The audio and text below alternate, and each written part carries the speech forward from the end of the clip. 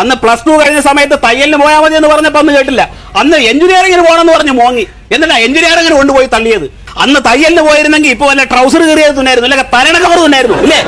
എന്റെ അച്ഛാ, തയ്ക്കണമെങ്കിൽ എഞ്ചിനീയറിംഗ് പാസ്സായാലും ചെയ്യാം. എഞ്ചിനീയറിംഗ് പാസ്സായ എത്രയോ പേര് ഇപ്പൊ തയ്യൽ ജോലി ചെയ്യുന്നുണ്ട്. അതുപോലെ ഞാൻ ചെയ്തോളാം. അച്ഛൻ എനിക്കൊരു മെഷീൻ മേടിച്ചാ. ട്രൗസർ തുന്ന എന്താണ് എഞ്ചിനീയറിംഗിന് പോണത്?